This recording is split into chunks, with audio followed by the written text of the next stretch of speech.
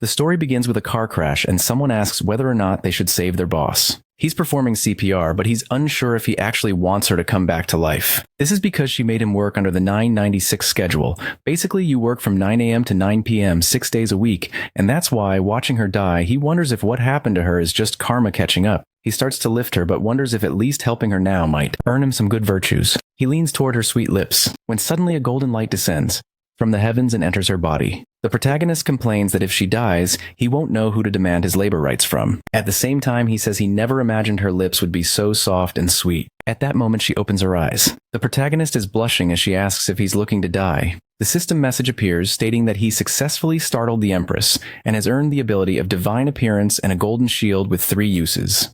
The protagonist doesn't know where this system voice is coming from as a leg kicks at him. It looked like he was going to get kicked, but instead, he's being tortured in a cruel manner. He resolves it with jujutsu and starts running from this dangerous boss. She then says he'll have to face divine punishment, but the protagonist is confused and asks what's going on. He tries to explain to her that she just fainted because she hit her head and asks what she thinks she's doing. Lin finds it strange that she can't use her true energy. Being crushed in a cruel way, our boy says she better go to the hospital, especially since the ambulance won't arrive quickly. He still needed to return to work, but it would be nice if she paid extra for everything he'd done. It's been a long time since the ambulance was called. However, Lin is staring at her hand confused, not knowing where she is or why it seems all her energy has disappeared. Some time passes and we are at the protagonist's home. He was arriving from a tiring day at work and wanted to rest. As soon as he enters, he finds his chubby friend in his natural habitat and asks if there's any food left. However, the friend only asks if he was drained by the evil boss. But suddenly his friend seems startled and turns to him, drops the can he is holding. The protagonist, confused, asks what the problem is. The boss had entered the house and asked if this cage was what he called an apartment. The protagonist wants to know what she's doing there, while the chubby friend says he should give notice before bringing a girl over. However, the boss is confused and says that if he's not careful, he'll suffer divine punishment. The friend is also confused. Suddenly, she grabs Yui's hand and tells him to come along. Seeing that she's covered in blood with torn clothes, the friend assumes they're engaging in some forbidden fun. Outside, our boy tells her that despite being her subordinate, she can't keep cutting into his rest time. However, Lin says that based on what he said, he seems to be her disciple. She explains that she's an empress from the underworld who cultivated for over 3,000 years to ascend to the realm of humans and gods. And that's why she wants to know where they are and why she can't use her innate energy. Yui is confused, wondering if she's crazy. However, he's not normal either and mentions that since Earth's emergence, he's heard of some cultivators. But that's extremely rare, and as far as he knows, the two of them are just normal people. However, she reaches out, seemingly trying to strangle him. He begs her to calm down. Lin approaches and says he doesn't seem to emit the aura of the Justice Alliance. Our boy distances himself again from this crazy woman. But behind the trees, 3 suspicious men are discussing whether she's the right person. One of them says they need to make sure this looks like a robbery. However, Lin says she noticed someone listening in on their conversation and declares they deserve divine punishment. The 3 productive members of society emerge, saying they didn't expect to be discovered so easily. As soon as our boy sees energy gathering in one of their hands, he wonders why cultivators want to take him down. The guy says it's a pity, but the young man saw things he shouldn't have and lunges at him, telling him to go to hell. However, that's when the golden shield he had received activates.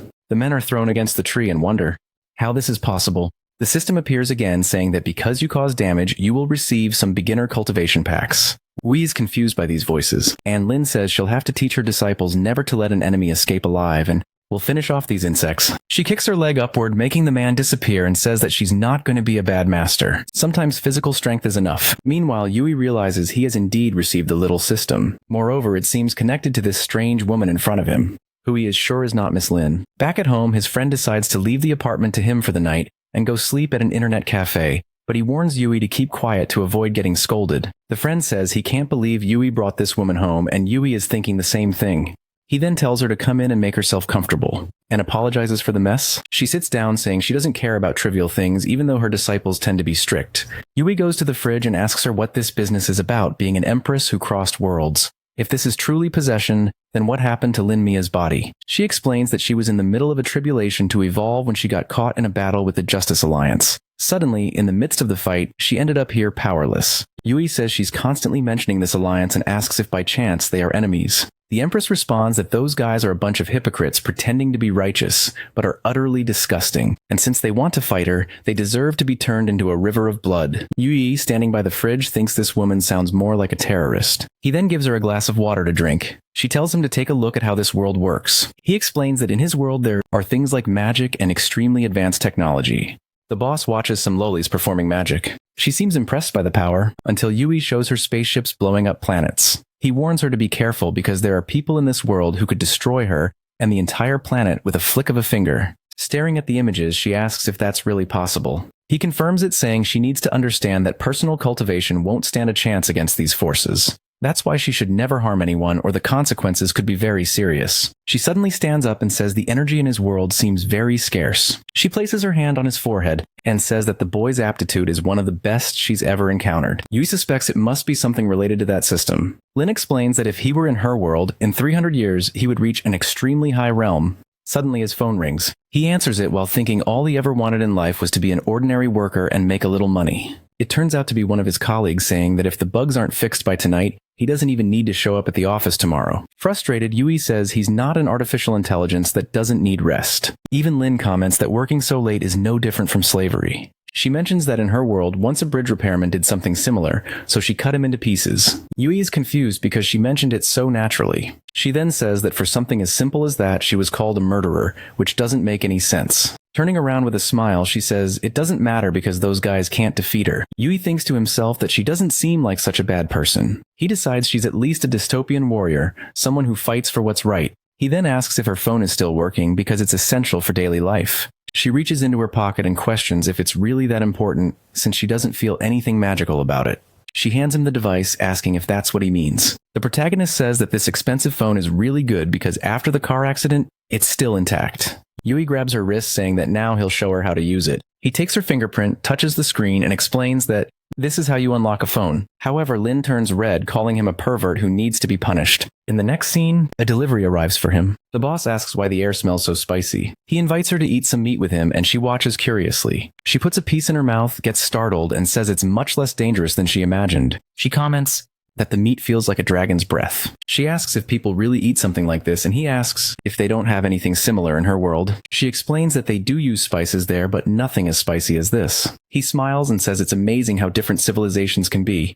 He picks up what seems to be a Coke and says that even though it looks like poison, it'll help with the flavor and it's quite tasty. He takes a sip to show it's not poison, and she drinks after him. However, she seems not to like it. She leans back, saying it gave her a strange sensation in her mouth and a tingling in her stomach. He warns her to be careful because if she drinks it all at once, she'll burp. Apparently, she burped. She says it has a bitter and sweet taste at the same time, which is very good. She imagines her disciples warning her about poison, but she replies that they shouldn't be afraid because this poison will only temper her body. By temper, she means to grow stronger, and the disciples are all happy. He asks if it's really that good. She explains she was just reminiscing about some good stories from the sect. As he's about to put the food away, she grabs his arm, saying he doesn't need to worry because she'll develop tolerance. Yui warns her to be careful because toxins can accumulate. Excited, she says that an empress can't be afraid of something so simple. She takes another bite, but in the next scene, she's claiming it's not that spicy after all. A while later, in her peculiar way, she asks what his favorite drink is. Meanwhile, he's telling her to stop being stubborn. His phone rings again and he answers it. Obviously, it's another scolding from his boss, asking why he hasn't fixed the bugs yet.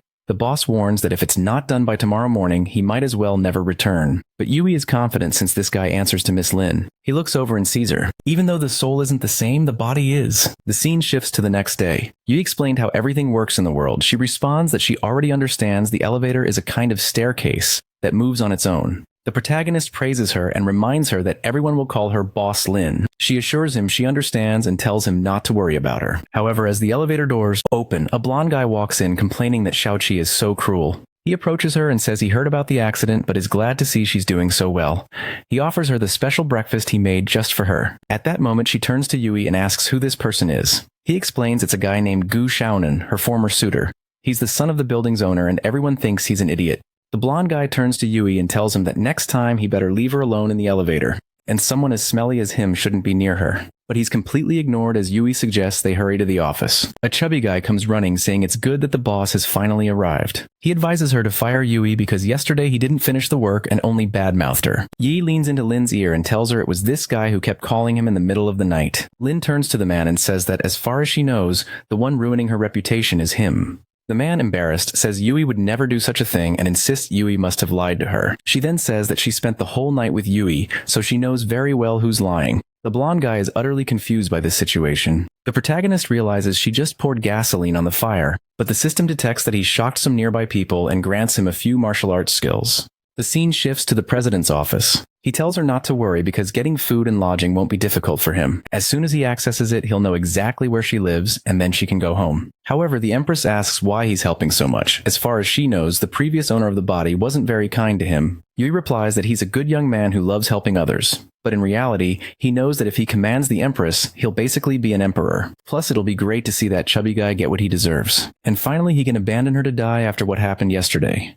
She remembers being attacked and asks what this business about dying is. But Yui completely ignores her and says the food the blonde guy brought is really good. He brings over the dish and asks if she wants some. However, she remembers yesterday's spicy food and says that red dish must be too fiery. She rolls to the side, refusing to eat it. Sometime later, they leave the room and the chubby guy is holding 3 buckets asking if he hasn't been punished enough. But she responds that he should already be happy to be alive. If he complains one more time, he'll earn 10 more hours on the clock. Gushounen then approaches and asks why Yui was in her office. He warns her to be careful because that guy is poor, unrefined, and stinky. The Empress glares at him. Gushounen apologizes, wondering why she's giving him that look. Yui thanks her, saying that breakfast was delicious. He walks away with the boss, saying they have private matters to handle. Gushounen obviously wants to know what those matters are. Yui remembers that he needs to shock people to earn system bonuses, while Gushounen thinks Yui will have to pay for what he's doing. The scene shifts to a luxurious neighborhood at the Shanxer mansion. Yui compliments the Empress, saying she's getting the hang of using a phone. The door opens and she says adapting to the new world comes naturally to her. Upon entering, the protagonist comments that the house is as luxurious as he expected. He talks about the kitchen appliances and says he'll teach her how to use them later.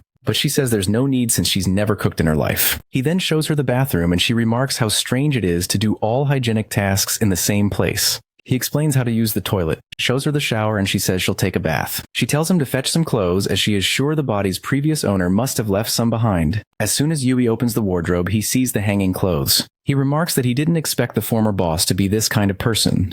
He picks out some clothes, thinking at least he doesn't have to worry about whether they'll fit since it's the right size. Meanwhile, the Empress is in the bath asking if he's prepared everything because she's about to catch a cold. Yui is concerned about something else. How is he going to teach her to wear modern clothes? He hands them to her and tells her to look at pictures and not put them on the wrong way. She retorts that he should stop nagging because she's not that dumb. Despite questioning the design, the only thing she finds strange is that this string is considered clothing. Meanwhile, Yui is in the living room watching TV. He calls her to watch a historical documentary. He plans to explain everything about human evolution and the creation of industries. She sits beside him saying she's curious. However, some time passes and she's already asleep. The protagonist gets annoyed that she claimed to be interested but didn't last 10 minutes. He goes to cover her with a blanket, but she seems to sense it. Suddenly, she slashes at it. Seeing the blanket tear, he is confused, especially since she's still asleep. Slowly, Yui moves the sheet of paper closer to her, and she slashes at it again. He is shocked that she has such a sharp alert system even while sleeping. He decides to move farther away since it seems a bit dangerous while she's asleep. He sits down and starts checking out the items he received from the system.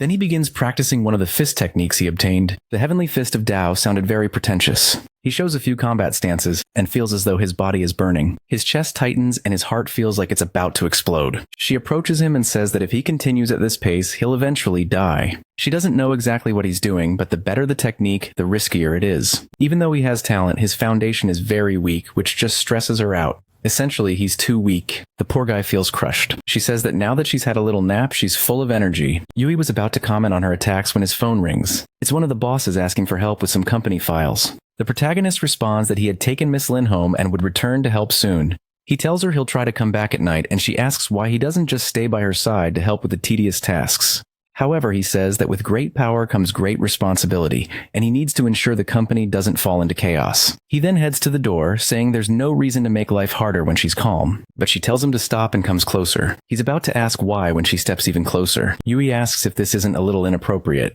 She flicks his forehead and tells him to forget it and leave. The poor guy is left confused. Before closing the door, though, he says he'll order some deliveries for her, but asks her not to scare people. She reflects that now, without innate energy, she can't transmit her consciousness anymore. The protagonist has worked all day and it's finally time to go home. The Saitama of the office calls him president and suggests he treat everyone to dinner. The boy asks what this president thing is all about. Saitama jokes that they all know he's close to President Lin. Yui tells them to stop exaggerating. He explains to everyone that she had a car accident and he just happened to be nearby and helped her. If he really had something going on with her, he wouldn't be stuck there doing overtime. Nearby, Gushounen overhears everything. He thinks this explains it all. It was just a coincidence. There's no way a loser like him could get close to Miss Lin. Back at the mansion, can we see the president when someone asks why the lights are off? The Empress turns with anger and says he'll have to face the consequences. However, the protagonist systemically places food on the table and asks what's wrong. She freezes for a second, before devouring everything, commenting that he should have brought it earlier. Shortly after, she's calmer and says that food without spice feels a bit bland. He tosses the leftovers in the trash, muttering that it's really hard to understand her. Lin then shows him her phone and says this thing must have something against her. She tried to order food with 2 taps, so why doesn't it work for her? He sits down and takes a look, showing her that she needs to scan her face to make a payment. While she's fiddling with the phone, he cleans the table, explaining that this is how money transfers work in this world. While tidying up, he sees some sheets of paper with meditation techniques written on them. He asks Lin if she can read that sort of thing, but the Empress reveals that she's the one who wrote it. He's shocked, and she remarks that of course she still knows how to use paper and a pen. The meditation technique integrates the body, energy, essence, and soul. It would help him grow strong enough to start learning some techniques. The boy feels embarrassed. He never imagined she'd go to such lengths for him. However, she winks and says there are conditions for him to accept her method. He has to practice the way she dictates. That's because natural talent alone isn't enough. He'll have 3 weeks to master the first chapter or he'll disappear because she doesn't keep lazy people around. Now he's trembling and awkwardly asks how long it usually takes disciples to master this. She says it's normally 4 weeks, but since he's talented, it won't be a problem for him. He starts reading a few pages about energy and pulse. It's about the circulation of energy rhythm returning to its true nature. Meanwhile, she wants a bite of something sweet and refreshing she's eating. She tells him he should eat first before practicing. But Yui is already breathing blue fire, saying he feels like his body has become lighter. The Empress is impressed that Yui mastered the first technique in just a few breaths. Even he's confused, asking if he really mastered it. But the Empress, now sitting on the counter, tells him that being able to gather energy proves he has. She tells him to breathe again and try to accumulate power. The boy looks like a vacuum, pulling in all the energy from the environment. Even she gets startled, asking what kind of monster he is. For impressing the Empress once again, he receives the instant step ability. She starts to think that every time he impresses her, her expectations will rise, making it harder and harder. As much as she was a good sheep, there's a limit to how much wool he can shear. She asks why he's laughing, and he replies that it's nothing. He asks if she has any other instructions because he wants to get back to practicing. She says yes and mentions they have a very important problem. He asks what it is, and she wants to know why there's no Coke in the house. The poor guy is confused. Later he says teaching her to use delivery apps at this moment is dangerous. But she's already drinking her Coke. She thinks she feels amazing. As he's leaving, she says there's something else she needs to remind him of. He should be more cautious because she's seen countless prodigies fall due to arrogance. He must always remember that there are mountains beyond mountains. But in the middle of her lecture, she suddenly starts hiccuping uncontrollably.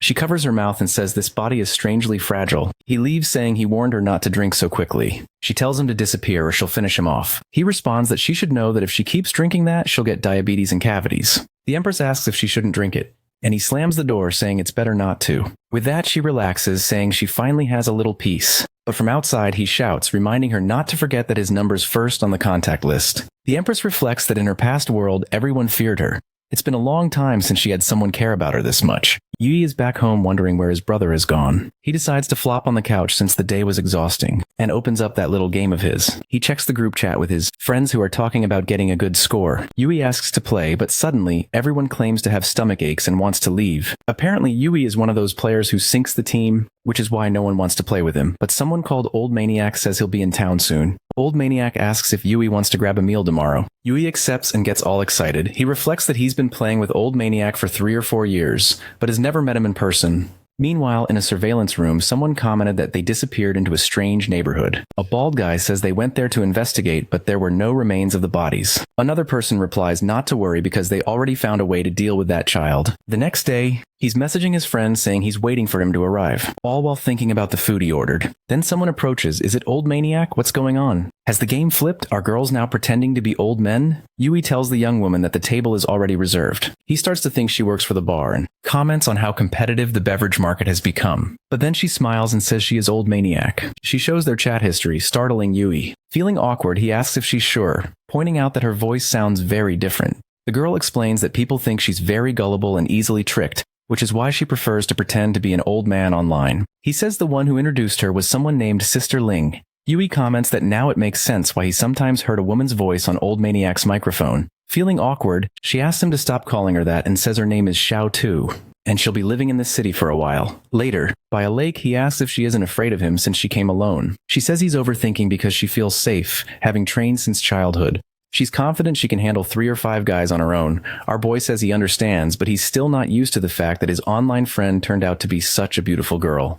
She gets flustered asking if he's talking about her, and starts lightly hitting a wall, telling him not to say such things without thinking. However, the girl is so strong that she causes the structure to collapse. She rushes to save him and he thinks that dying like this wouldn't be so bad. And with that, she falls right on top of him. How many ribs broke? 1, 2, 3, 4, 5 of his ribs. She apologizes, explaining that she has a special physique with superhuman strength and dense bones. She never imagined that falling on him would cause so much damage. Our boy prepares a technique and tells her to calm down, assuring her he can handle it. He reflects that it's a good thing he practiced those techniques or he would have definitely died. Then her phone buzzes with a message, and she says her first request has finally arrived. She shows him an app called Xianxing and asks if he's familiar with it. He asks if it's the app where you can post missions for cultivators and warriors to do labor. After completing the mission, they earn the offered reward and accumulate hero points. She confirms and says her ultimate dream is to become the greatest heroine of all. She then shows him the mission, which is to take down someone who stole another man's girlfriend. She shows him the phone and he says a bastard like that deserves to die. But then she asks why the target looks so much like him. Without hesitation, she almost slashes his head off. He dodges and tells her to calm down, insisting he'd never do something like that.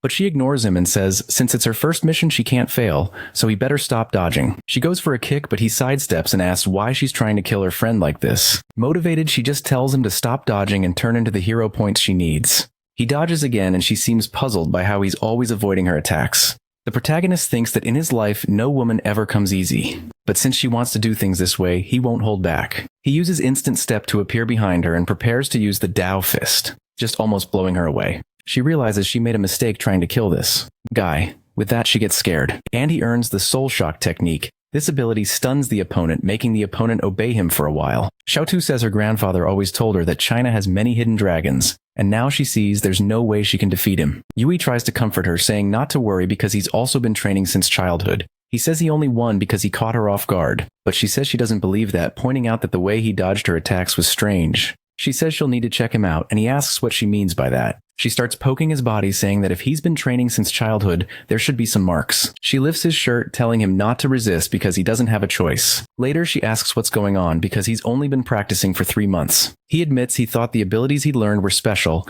but never imagined they'd be this powerful. Of course, we know he's only been practicing for 3 days, but he decides not to tell her that. Xiaotu says with such talent, she can't wait to see what her grandfather thinks of him. Yui asks if she can figure out who is trying to kill him and assures her that she can trust him. He believes in true love and would never be disloyal. She says it's not possible to directly see who sent it, but she can try to set up a meeting. The scene shifts to a van parked on the street with some men stepping out.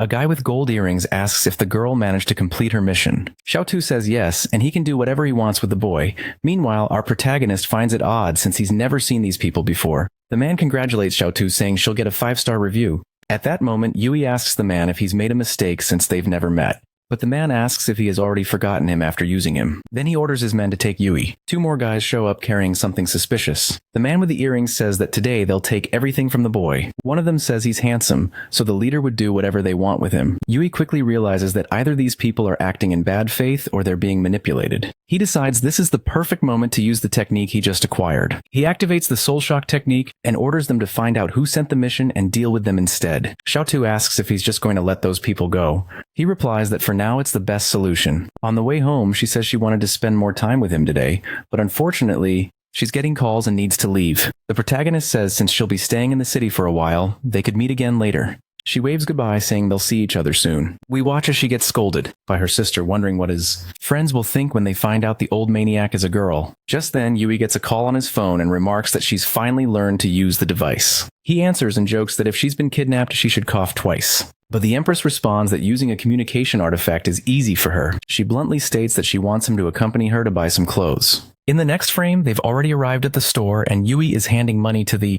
taxi driver for the travel cost. When he suggested they stop a taxi, she warned him, saying she was just following his instructions. He sighs and says whatever, then asks why she suddenly wants to buy so many clothes. She replies that she doesn't feel like wearing someone else's clothes forever. The store clerk asks if he's there to buy clothes for his girlfriend. Yui already knows this is a sales tactic to charge more later and clarifies that he's just there to carry her bags. Some guys nearby comment that it's impossible for someone like him to be dating a beauty like her. The clerk brings out a light dress, saying she'll love it, and then shows a Gucci jacket, claiming it never goes out of style. She asks Yui what the clerk is talking about. He explains that each outfit in his world is suited for different situations. She nods, saying she understands, and then asks if they have any tight latex outfits. The clerk looks awkward and asks what she's talking about. Confused, she looks at Yui and says she saw on his computer that he always searches for that kind of thing. Embarrassed, Yui tries to explain to the clerk that she means superhero style, something strong looking. That's why she mentioned latex. But the Empress said she only thought of wearing it because she assumed it was trendy since he always looked at it. But apparently, he doesn't want her to try it on. The nosy guys nearby are trying to figure out the relationship between the bag carrier and her. Meanwhile, Yui asks the clerk to bring something more appropriate. She agreed. In the end, the Empress goes to check. Change. She comes back wearing the outfit. The clerk immediately compliments her, saying she looks stunning. The Empress says it's similar to what she used to wear in her world and asks Yui what he thinks. The clerk explains it's from their vintage collection. She comments that she wanted something more classic and thinks it looks perfect. The Empress stands in front of the mirror and decides to buy it. Then she points to Yui, saying she'll pick something for him too. He's confused about why, but in the next scene we see the protagonist looking almost exactly the same, no major changes. However, the Empress, who seems to grow more confident by the minute, tells Yui that he looks quite stylish. He asks why she insisted on buying something for him too. She explains that the Lin family sent a message about a banquet in a few days. She makes the payment and says she thought it would be a good opportunity to learn more about this world. That's why she invited him to accompany her here. Then the cashier says her account doesn't have enough balance. Yui finds this odd considering the Lin family account should have unlimited funds. He then offers to pay for himself. He knows he'll need to live frugally for 2 months, but he feels it's worth it. Except the total came to 30,000, and the boy is devastated. Later, she's trying a drink and comments that it's bland compared to Coke. Yui tells her he checked her account and noticed a large transfer to a public account. To resolve it, they could contact manager Jang. But she says she's not particularly worried about money. He explains that money is quite valuable and questions if she truly doesn't care. She replies that if he's so concerned, from now on he'll manage her money. He's confused and asks how he's supposed to make his own money. That's when she says that all the money she has will also be his. He's immediately overjoyed considering her wealth, but realizes this means he'll belong to her from this moment on and can never escape. Blushing, he says he understands, but adds that there are still a few things to clarify. Suddenly, she looks to the side and remarks that those people had disappeared. Apparently, they were sharper than she expected. He mentions that he also felt like someone was watching them earlier, but thought it was just his imagination. She acknowledges his sharp instincts and tells him he can handle it if he wants. Meanwhile, in an alley, a bald man angrily asks why their plan is being cancelled when it was almost complete. A man with brown hair says the boy was supposed to be eliminated because he witnessed Lin's car accident. But since she's alive, there's no reason to kill him anymore. The bald man, furious, asks if they won't avenge the 3 brothers they lost. The bespectacled man beside him says that issue will be dealt with sooner or later. Later at the company, a man hands over some papers saying Miss Lin made some payments. Once those payments are reimbursed, they'll have the money. The only catch is that the new contract requires a fresh signature, and he asks if Yui can handle it. The problem is that Yui isn't great with numbers. He remembers that the Empress said her money belongs to him now. He wishes that were true since it would make his life easier for the next 10 years. He tells the man to hand over the papers, and the man agrees. But then he piles on another stack and then another, explaining that these are for upcoming auditing. The chubby man offers to help, commenting that there are indeed a lot of them. But Yui doesn't want to be tricked and decides it's better to handle it himself. He asks if he just needs to compare the orders in the system. The man confirms and leaves, saying to call if he needs help. Outside, Gu Xiaonan asks how it went. The man responds that Yui doesn't trust him. The two laugh oddly, saying that's perfect. If the chubby guy had handled the files, he could have been blamed for any errors. But now that Yui is doing everything alone, he'll be the only one held accountable, especially since he doesn't realize the lists on his desk are all wrong. Obviously, it'll take him forever, and he'll still mess everything up. Xiaonan praises the man, saying he did a great job turning the tables. The chubby guy comments that since the company is going through a tough time, if he makes mistakes, he'll definitely be fired. Even if the president wants to keep him around, they can convene a shareholder meeting and he'll inevitably be expelled. The blonde man says that as soon as they release the explicit video they recorded, Yue will be ruined. But then the secretary appears, saying there's a group of people who want to talk to him. The men from the alley arrive, holding something dangerous in their hands. The secretary asks if he knows them. He says yes, so there's no need to worry, and he tells her not to interfere or call the police no matter what happens. She reassures him that she'll keep the secret. Xiaonan approaches the men and tells them to talk upstairs. Meanwhile, the secretary wonders what they're planning. As soon as the door closes, she hears a lot of strange noises. Xiaonan is shouting, saying that it won't fit in the space. The secretary thinks he might be in danger, but remembers he told her not to be disturbed and not to interrupt. Suddenly, a moan is heard from the room, and she comments to herself that the rich really know how to have fun. Back to Yue, the poor guy is exhausted. Nothing is adding up, and the system's data seems wrong. He decides to recalculate, convinced this time it will work. Just then his phone rings. It's the Empress, scolding him and demanding to know why he hasn't come home yet with food. Feeling awkward, he asks why she didn't just order delivery since it'll take him a while, but she warns him he has 1 minute to be at the door or he'll get a beating. The scene shifts to a restaurant. The Empress comments that the food in this world isn't bad at all. Yu asks if she wants to try some pork intestine noodles. She immediately refuses, so the question is why she hasn't mastered the delivery app yet, or maybe she has and just wanted to eat with him. Out of nowhere she paused, but quickly changes her expression, claiming there were too many options on the app so she couldn't decide. He says he understands and she sits down, asking how work was today. He explains that he was reviewing some financial papers, but nothing was working out. She suggests it might have been a lack of focus, but he insists Manager Zhang must have messed something up. He smiles and says they should eat first since the food is delicious. Suddenly, a bald man at a nearby table shouts that he's sure this isn't pork intestines. Wei is startled, wondering why the man didn't mention this earlier. The Empress looks confused. He watches as the restaurant manager approaches. The bald man while he's shouting. The man insists that this clearly isn't intestine. The manager tells him to stop defaming the restaurant without evidence. The Empress asks Yue where he's going as the bald man threatens to shut the place down. That's when Yue steps in and places a hand on the man's shoulder and asks the manager if the bald man's claim is true. He picks up the troublemaker and warns that he'll need compensation for spending his money there. The manager denies any wrongdoing, but Yue, trying to get a confession, says the food tasted off and threatens to beat the man if he doesn't come clean. Finally, the cook admits that the intestines are made from fermented beans. Naturally, everyone demands their money back. When Yue sits back down, the Empress remarks that in her kingdom, the manager would face punishment, but she finishes her meal. Someone says at least her order tasted good, so they let it slide. The protagonist pieces things together, realizing that Zhang might be substituting genuine products with something cheap to deceive him.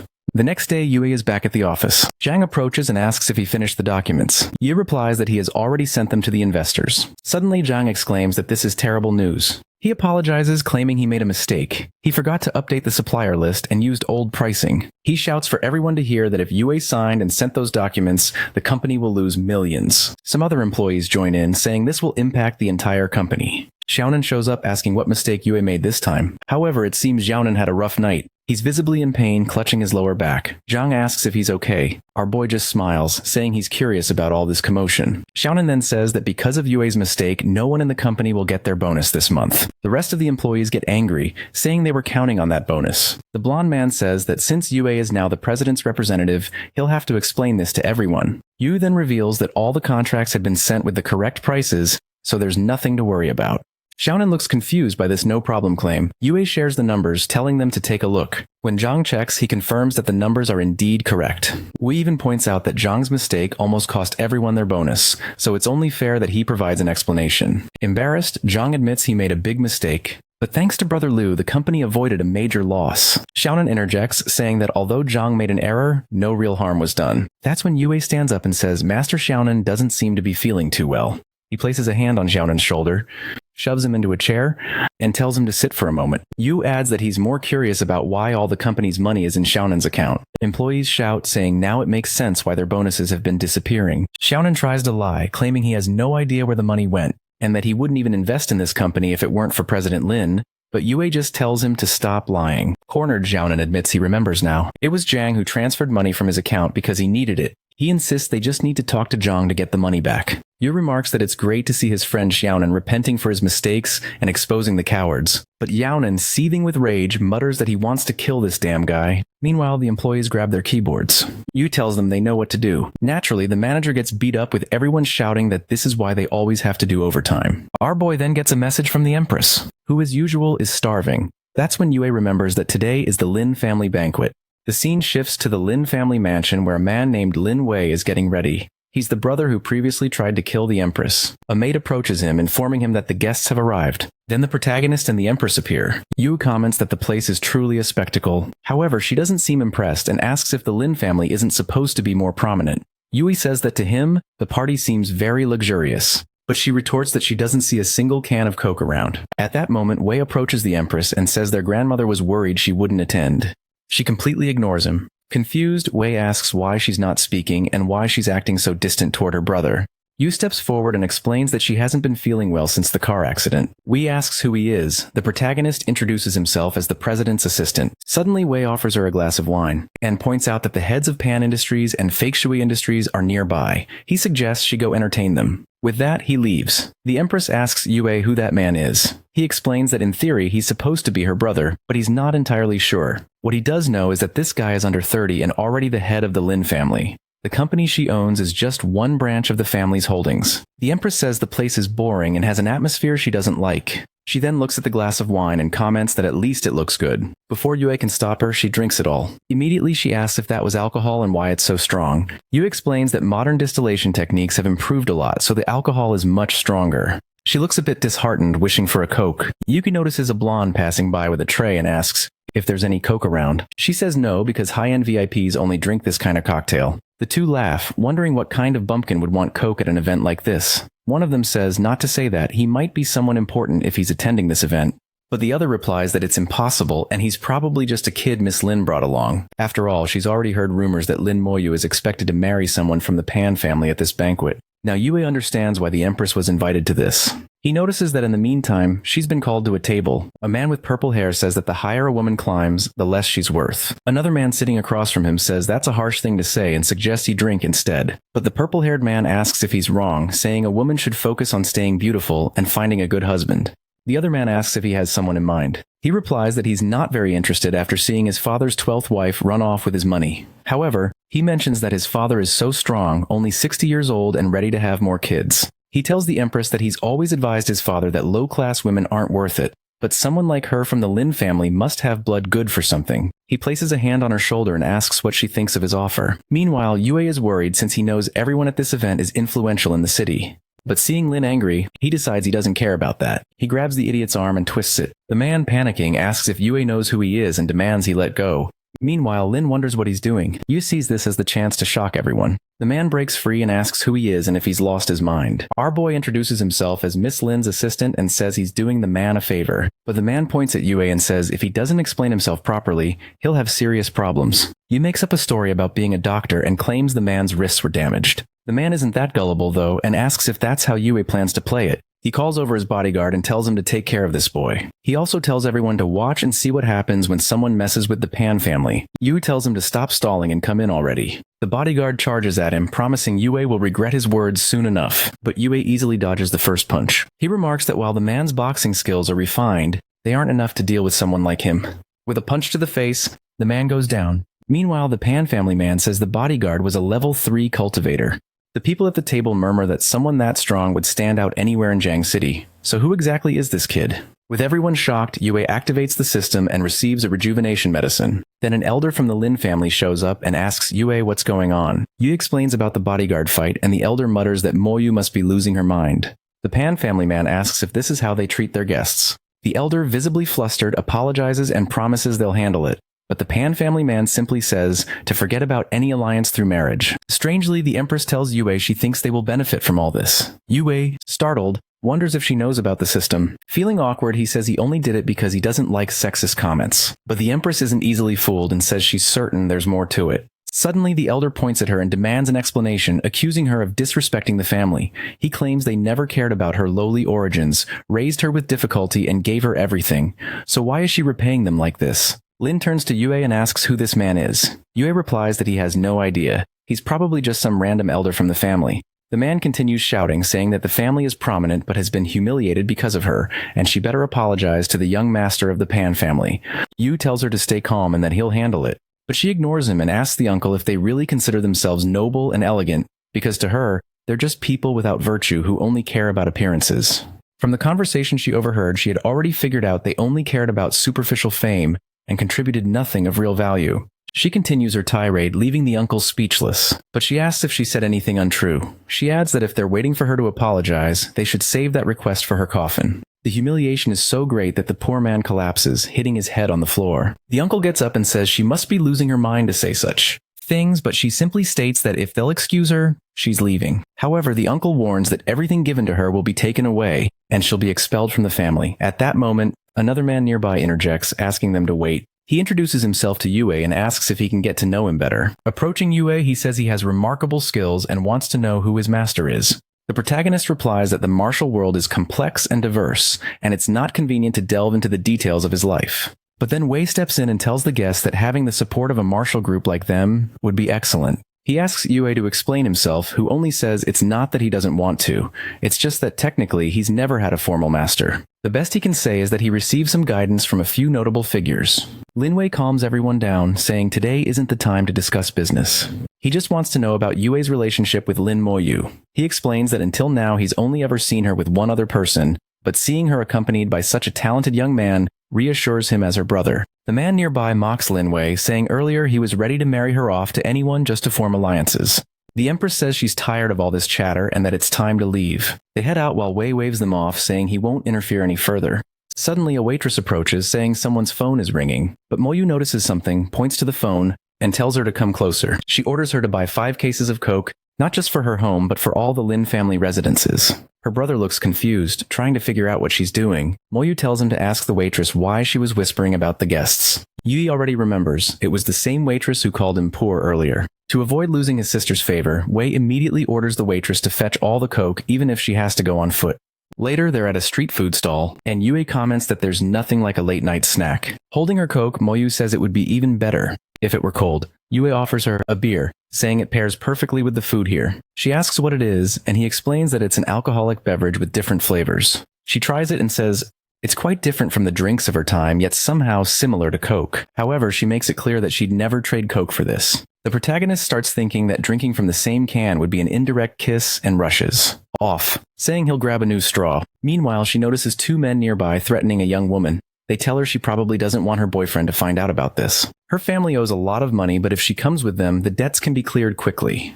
The Empress quietly observes. The woman protests, saying she doesn't want to. One man warns her she has no choice now. Another man begins pushing her, saying they'll be quick, until he gets a bottle smashed in his mouth. He falls to the ground and asks who it was. It was the Empress, who asks if he wasn't in the mood for a drink. The men approach, saying that the wench is pretty bold, but watching her eat, one of them comments that drinking with her would actually be a good time. 10 seconds later, he's fleeing in desperation, calling for help. Everyone is beat up, and the poor guy is crying that the woman is a monster. But she steps on him and asks why he's leaving so soon. She says she was only going to press all his meridians and drain his energy, or maybe force his body to accumulate internal energy until it exploded.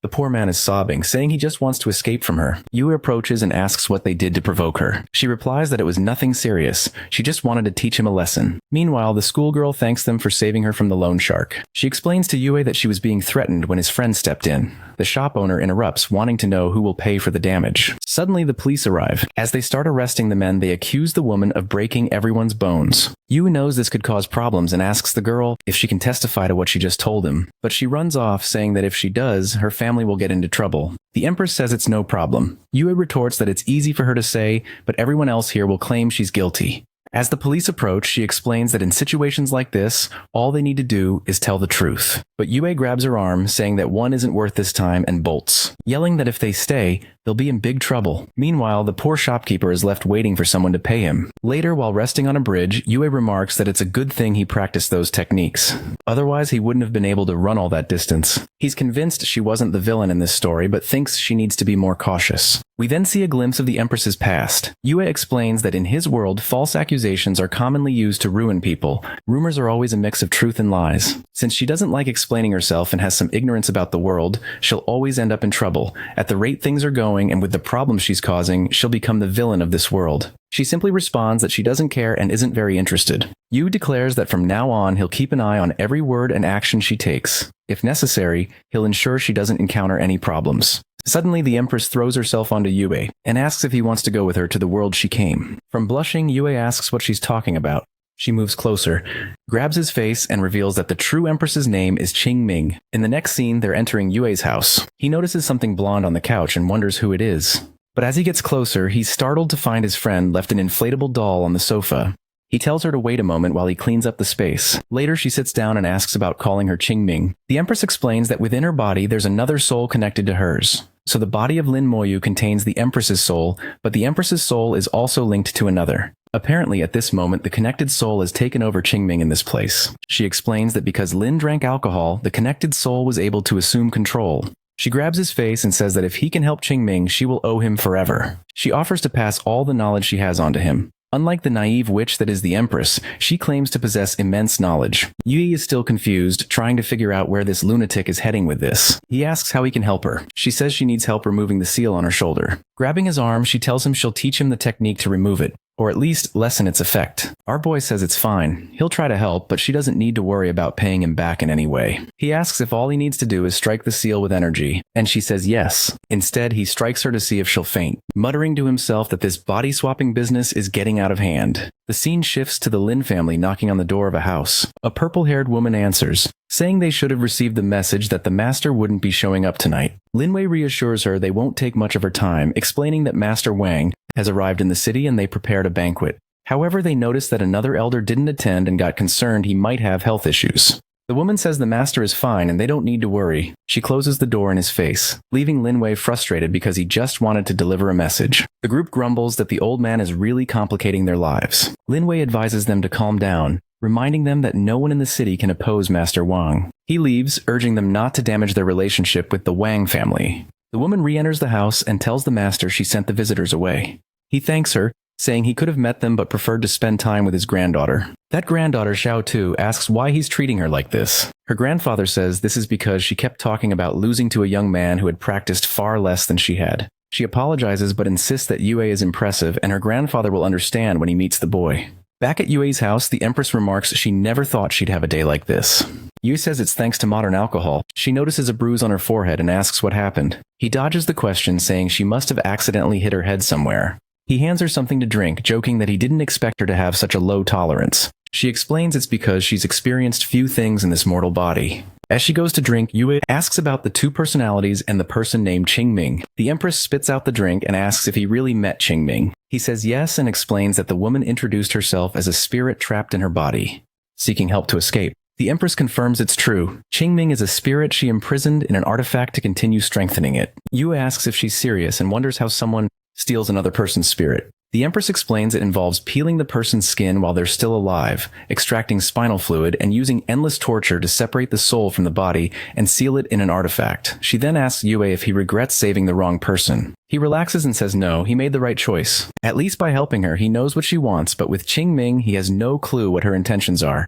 The Empress says he made a wise decision because if Qingming had awakened, she would have killed him. Yu wonders what she's talking about and why he feels like she's deceiving him. Now she complains about pain in her shoulder, and Yue, ever opportunistic, offers to give her a massage. But then his friend Wu walks in, sees the two, and accuses Yue of lying about working late when he's clearly home. One notices that Yue brought the Empress, and immediately says he'll leave so they can have the place to themselves. However, he grabs Yue before leaving, asking if he's doing adult things in front of the doll on the couch. Yi shoves him away, telling him to stop, leaving the inflatable doll lying around. The Empress, meanwhile, is calmly eating the food Wu brought. Wu asks if she's really Yue's boss. When Yue confirms it, Wu starts enthusiastically offering her things. He rummages in a drawer and asks her to wait a moment. Pulling out a suspicious bag, he says it contains some sweets he bought 3 days ago and wants to give them to her. Yu asks why Wu hid the sweets inside a dirty sock. The Empress watches them argue, saying it seems oddly familiar. Later, Woo is on his knees pleading with Yue, saying he wants to attend a famous celebrity show tomorrow.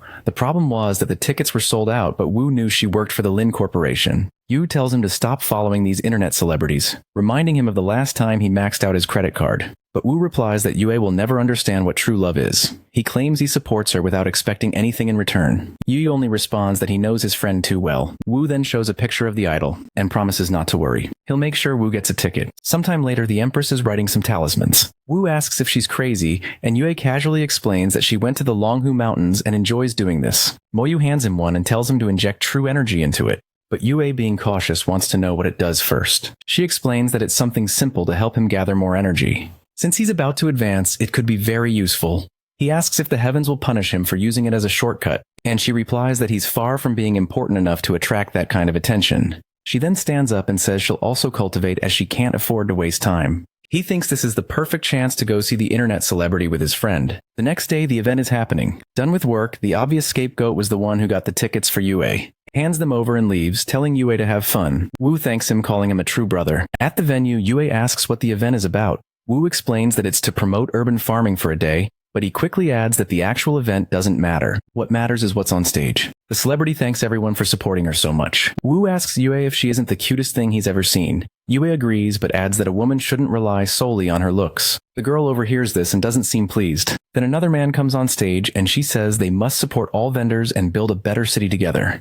She takes off her sandal and walks toward the man as if planning something sinister, saying that those who don't listen to advice deserve punishment. Punishment! Woo naturally starts yelling that he wants to be punished too. The man on the ground seems to be enjoying himself, and Yue remarks that something about this is off. Suddenly, the man bites her foot, and the girl asks if he's not an actor. Yu flings him forward, saying he'll help. The man continues devouring her foot, until Woo crashes into him, telling him to back off. The two men exchange glares for a second, before they both get punched in the face. The crowd rushes forward, yelling not to touch Yanyan. But Yanyan ignores everyone and approaches Yue, thanking him for helping in time. Emotional, she says that if it weren't for him, she doesn't know what would have happened. Woo, already smitten, murmurs that her charm is hard to resist. However, the people nearby notice someone else holding her hand, and rush forward, telling Yue to let go. Yue tries to explain that something's wrong, but he also can't seem to let go. Yanyan asks if she's stronger than he expected, while he wonders why she's messing with him. She finally releases his hand and says she's sure he can handle it. But Yue doesn't want to be involved in this madness and bolts. Later, he's in an alley, exhausted from running away from these lunatics. That's when a man in a suit appears, saying he's finally found him. Yue asks the man to be reasonable, explaining that he didn't do anything wrong. It's Yanyan who's crazy, but before he can finish, the man nearly slashes his throat. Yue asks who he is, but the man is more interested in how Yue dodged the attack. Now he's convinced Yue is involved in the death of the old man's son. Yue realizes the man has the same energy as those who attacked him before. He charges at the man using instant movement to get behind him and landing a punch that sends him into the wall. Yue approaches, one hand in his pocket, and says he left him with a few intact ribs because he needs some info. Suddenly, Yue is nearly hit by a black aura and thrown back. A bald man appears in a suit, asking why Yue is so fast. Two others show up behind him, saying it's better to eliminate them together and split the reward later. Yue, intrigued, thinks he can handle 3 opponents at once. Just then, Woo shows up saying he's finally found him and thanks him for throwing him onto Yanyan. But then Woo notices all the men surrounding them and asks if he arrived at the wrong time. The bald man replies, "No, you came at the perfect time." Woo is almost crushed, screaming for help and asking what's going on. Yu lands a hit on the bald man but knows things just got harder since he now has to protect someone else.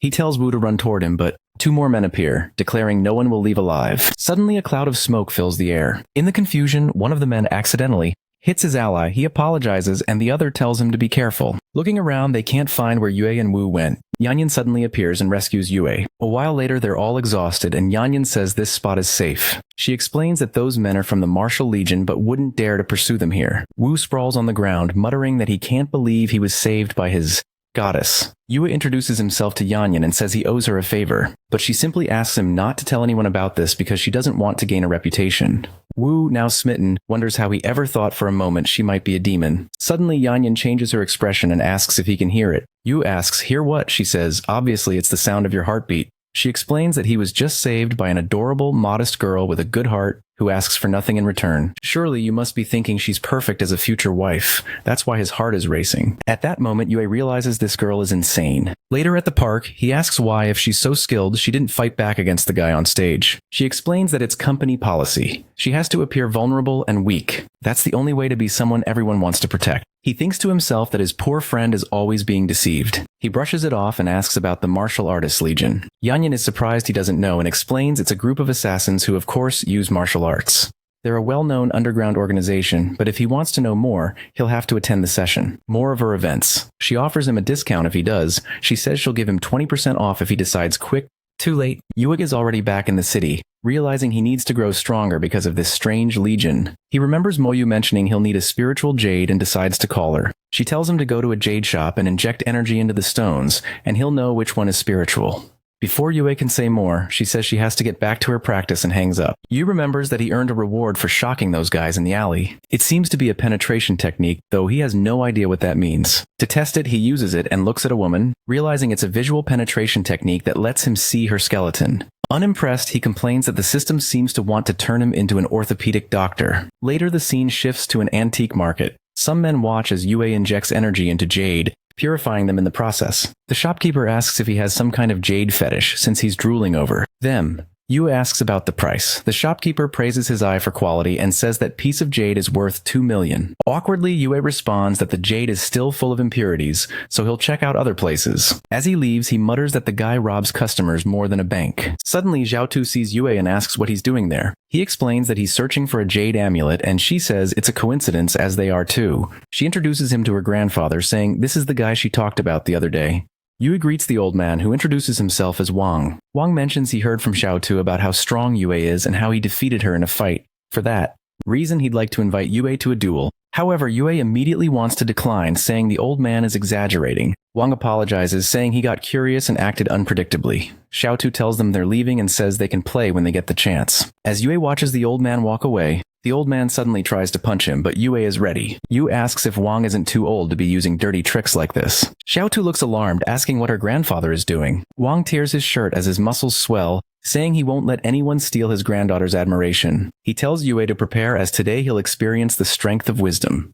They prepare briefly before Wang launches a flurry of punches at Yue. Xiaotu pleads with her grandfather to calm down, saying it's not that serious, but Yue replies that now he has to fight for his dignity. Wang compliments Yue's skills, but says he's still far from deserving Xiaotu's admiration. Xiaotu runs off, saying she'll have to find Sister Lin to stop the fight. Wang leaps at Yue, activating a flaming fist. Yue manages to block it, but struggles to find an opening for a counterattack. Then he remembers the penetration technique. As Wang closes in, asking if Yue can't keep up, Yue combines the penetration technique with the celestial fist and lands a punch squarely on Wang's weak spot. The combination of techniques works better than Yue expected, and the system congratulates him, unlocking the penetration fist. Yue charges at Wang, saying it's time for a counterattack. Wang grins, saying they'll settle this with a punch. Yue notices that Wang's weak spot is on his shoulder, but unfortunately Wang dodges. Wang mocks him, asking if he's running out of energy. Wang lands a solid hit on Yue's stomach, making him cough up blood and collapse. Wang dusts off his hands, saying Yue needs more practice.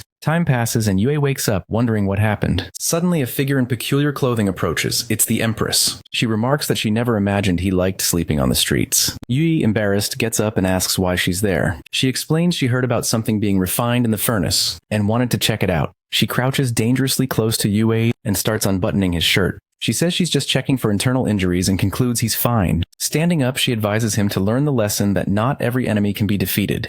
That's why he needs to choose his battles more wisely. Yue tries to explain that he had no choice since the old man attacked him first. He recalls noticing an injury on Wang's shoulder during the fight and thinking about targeting it. However, he decided to miss on purpose because injuring the old man too severely could ruin his reputation. He notices that she seems slightly concerned about him and asks if she's afraid of losing her disciple. She responds by telling him not to touch her with his dirty hands. Meanwhile, Wang is wondering where Yue went. He admits that the boy was stronger than he anticipated, especially that last punch, which felt dangerous. However, Wang is confident that his own abilities are superior and that he dodged Yue's attacks easily. Or at least, that's what he thought. His shoulder is completely wrecked regardless. Suddenly, Xiaotu appears with Sister Lin. Wang looks startled and Lin asks where the lad is. The scene shifts to the courtyard at Master Wang's house. Inside the room, the elder is taking care of Grandpa. Xiaotu is asking Lin if Grandpa will be okay. while the doctor explains that he has stopped the flow of energy and removed the danger of death. However, this shoulder injury is from an old illness. The grandpa, all poked up, tells them not to worry. The old man isn't going to die. Meanwhile, Lin thanks the big guy, who says he will take his leave, and another person there is already calling for him. I had forgotten that the proportions of that little girl are peculiar, right? And she is there crying, extremely worried. However, he tells her to stop that as he has to prepare for a ranked match. The girl is a bit confused, right? The guy is the king of Summoner's Rift. Lingren wants to know if the fight outside was good. Xiaotu lies, saying it was just a little training for the old man to have some fun. However, it's obvious she gets angry, saying the guy fainted during that. The old man tells her to calm down. Everyone already knows she is the one in charge of this family. However, she continues to be angry, saying she's getting older and will no longer be young. Grandpa says, "Oh my girl, you're about to turn 30. You haven't been young for a long time." However, at that moment, a guy enters announcing that the Lin and Ma Ren families have come to visit. The old man is already sure that these guys are plotting something, and the old man tells her to take a look and see what's going on. If anything, just say he is busy and doesn't want to see anyone. However, she knows these guys won't believe that, but she still turns away. As she leaves the room, the guy behind informs her that the young man from the footage was last seen at the stone market.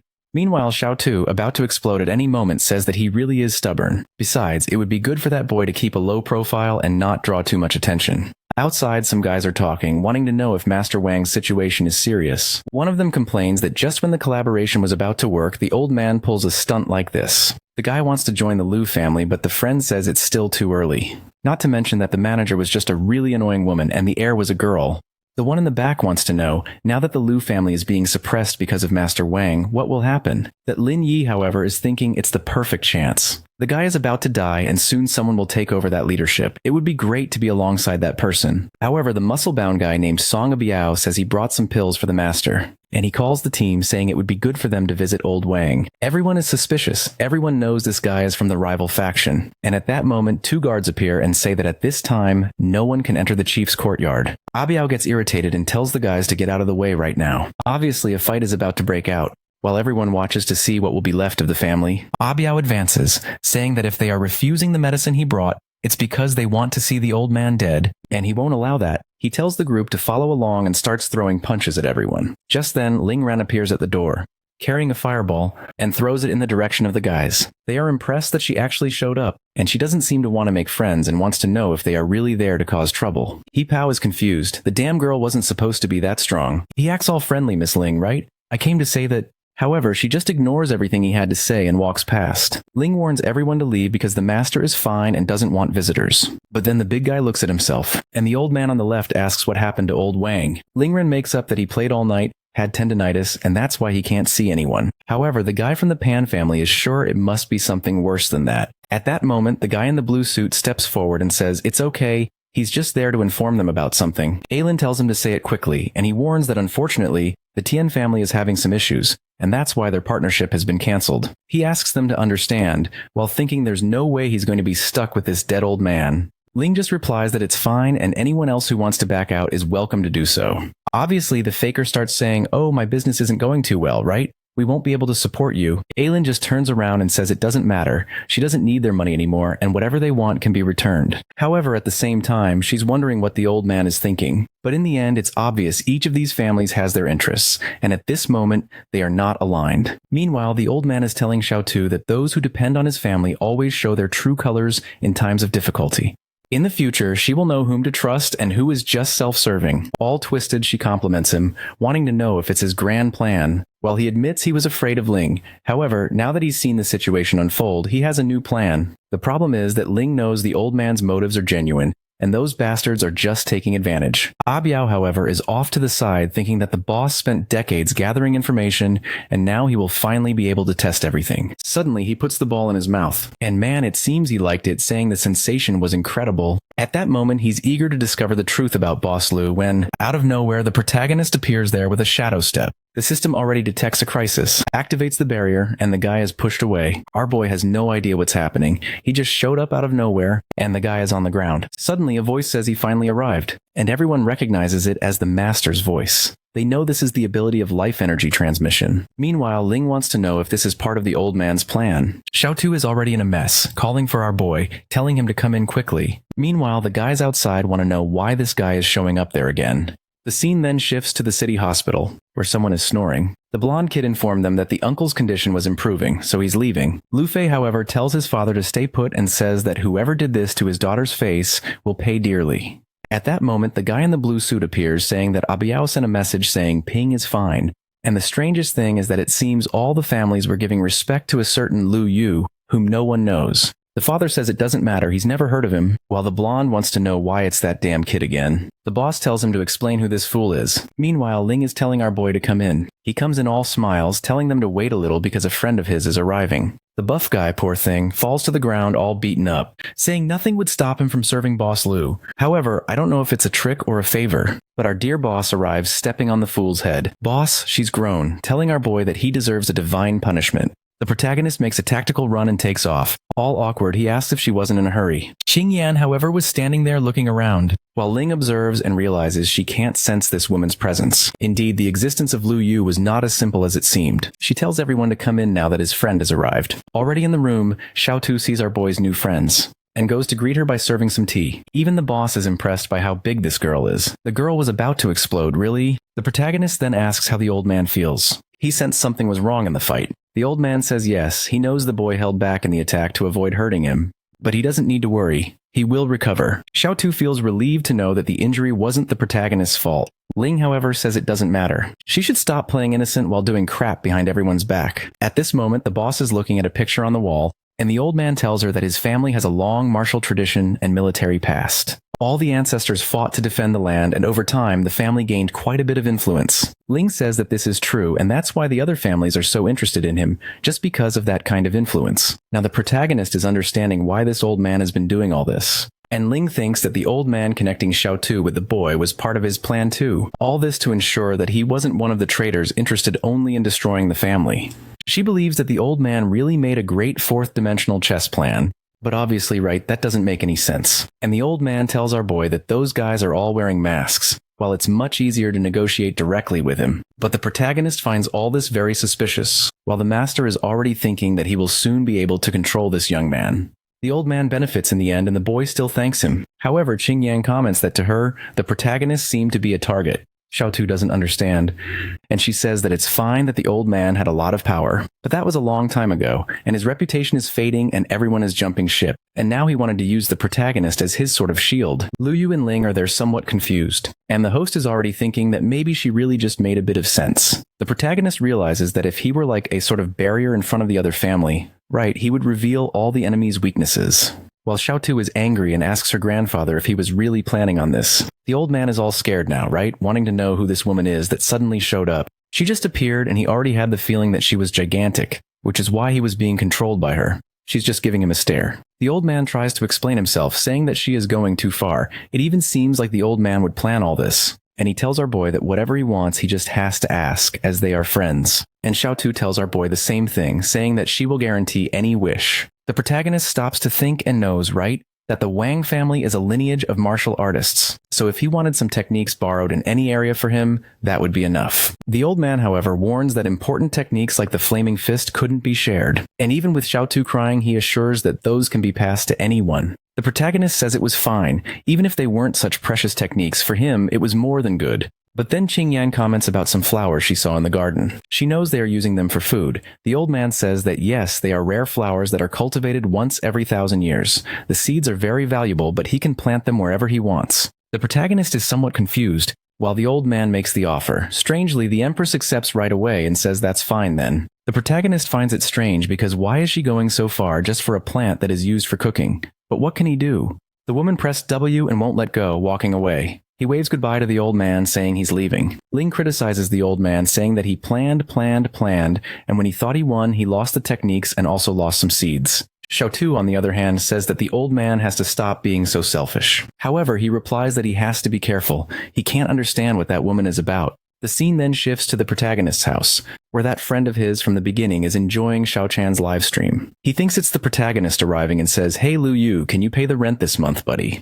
However, in reality, it's 4 guys on his back, and immediately they grab him and put the kid on his knees. The guys are asking, "Oh, is this the loser?" While the poor chubby guy warns that it's good to let him go now. Otherwise, he will have to beat everyone up. The boss, however, just orders them to take this kid away now, while the protagonist is in the forest, saying that in this place there are enough plants for her to eat for 1 or 2 whole years. But why does she want this so much? The boss says that he is silly to think she is really there just for the food, and warns that those carob flowers, I had to translate that because I have no idea what that is and still don't know, grew on trunks that were essential for creating pills to boost energy. So the protagonist realizes that the rascal mentioned the flowers, but in fact is there for the trunk, meaning right, she pulled a fast one on the old man. The protagonist says he understood and asks if this is a way for her to regain the strength she once had. However, she reveals that she is unable to draw energy into her body at all. At this rate, the chances were minimal. And that's why this pill she was refining is actually for our boy. Her plan is to take our boy to that celestial realm. And all she asks is that when he gets strong enough, he also takes her back to her world. Lu Yu was all confused, right? How is he supposed to make her return to her world? None of this makes sense. But then he falls back saying that sometimes he forgets that she really isn't from this world. She, however, stretches out her hand and asks how the story will work out without a protagonist. The boy, however, knows that if those immortals really existed, they are farther away than humans are from gorillas. He doesn't think he will be able to do it. She warns that what exists above the celestial are just rumors, and even if the distance were enormous, she trusted him, so he should trust her. She moves closer to the boy, all flustered, while she says she will do her best to help. When he reaches that level, crossing the void will be as easy as a hand movement. Then our protagonist already smiled, said, "That's great, so let's go for it." Oh, my daughter, sideways like that. Those giant thighs, right? The scene then shifts to the company's forestry media where there's a girl with small gift boxes. A chubby guy says that only Lu Yu could ensure that so many thousand-year ginsengs were given away for free like that, and another is in shock that there was VR equipment there, which was a new release. Someone asks Mr. Lin what exactly Lu Yu did to earn all this from the company. He replies that they will have to ask, and just then our boy is arriving at the door. The moment he opens it, before saying hi to Chubby Guy, he is already wanting to borrow a VR. Everyone is confused, getting a lot of startled points from everyone. The secretary, who is getting all excited, already informs Lu Yu that several companies came to give him some gifts. The lightbulb head says, "Wow, Lu Yu, you're the man, don't keep secrets from us." While the fool Shunan is in the background saying, "That son of a gun Lu Yu drawing attention again." Poor protagonist, he just lives his life and this guy suffers the collateral. The protagonist stops to think and is sure it must just be the old man from the Wang family.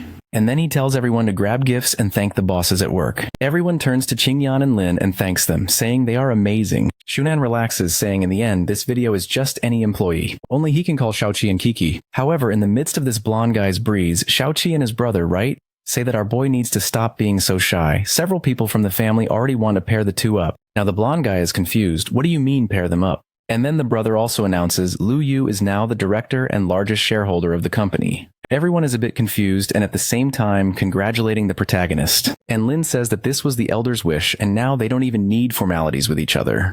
The protagonist, looking at the boss, just thinks that no one even noticed she's no longer the same person. And the system gives a few more points for him having left everyone at work in shock. Then the giant thighs tell them to leave, but the protagonist asks her to wait, wanting to know where she's going. She just says that staying there is like being near a bunch of flies and their buzzing is annoying. Apparently she used the guys' names and they are saying that she is really much gentler lately. The poor thing really humiliated everyone, while Shunan is tearing up the floor, wanting to know why everyone is treating Lu Yu like this. In the room, the protagonist is asking what else she needs to do the so-called alchemy, that he would fetch everything. However, the tall guy says he doesn't need to worry so much. The most important thing is the vessel, so they will focus on lunch. At that moment, his phone rings, and on the other line, someone screams for help, saying they have been kidnapped and are at some dark moon bar. Ah, it's the chubby guy from the apartment, and the protagonist says no way he's going. Let that chubby guy get himself in trouble, he just wants to steal my money. However, the friend offers an exclusive fan club CD to convince the protagonist. Our boy is sure his friend wouldn't offer something like that, so he's in a bind. Meanwhile, the fool with the blonde hair is just listening, saying that's what happens to those who offend the Lu family.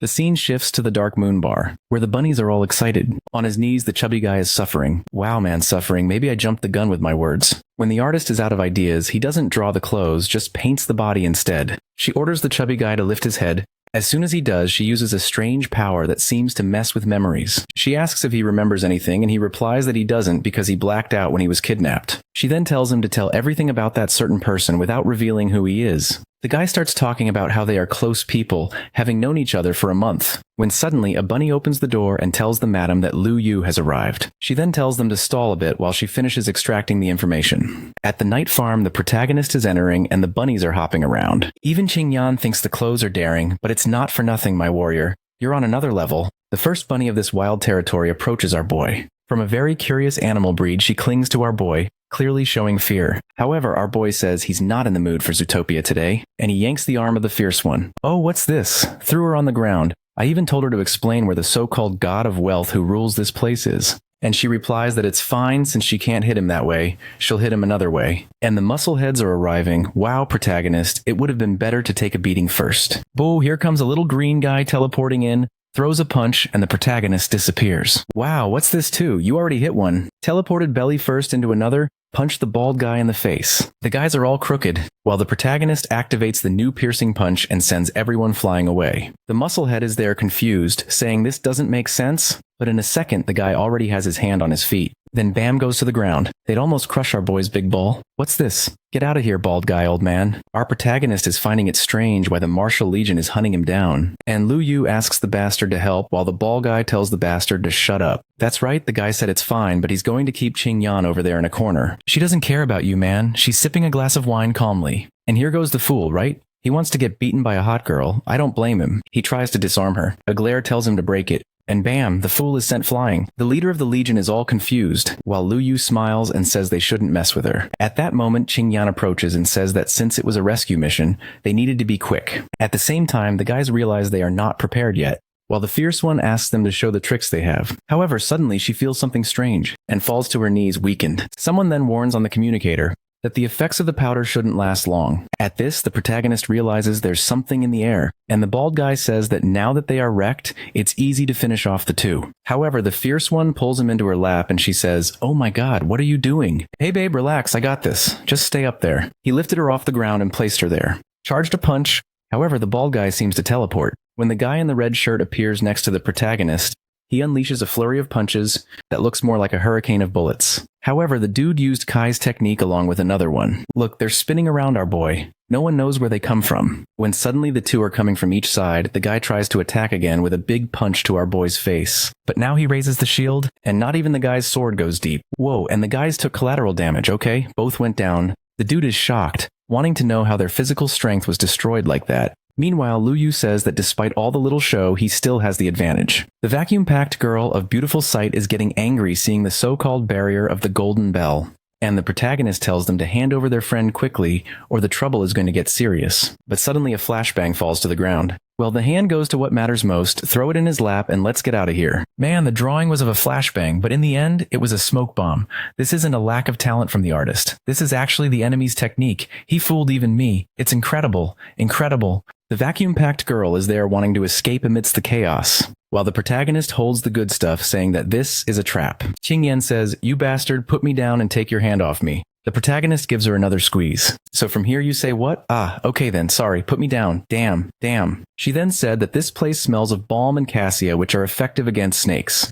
And she has a certain technique of the heart of the serpent. That's why it worked. The protagonist realizes that whoever is doing this seems to know exactly who she is, in this case, a reincarnated one. And she says that everything is very strange and it's best to ask the people inside soon. Meanwhile, they interrogate Abiao and ask what the Lu family and the Martial Legion are up to. The dude just says he has no idea about the Legion, but the Lu family's target is the woman.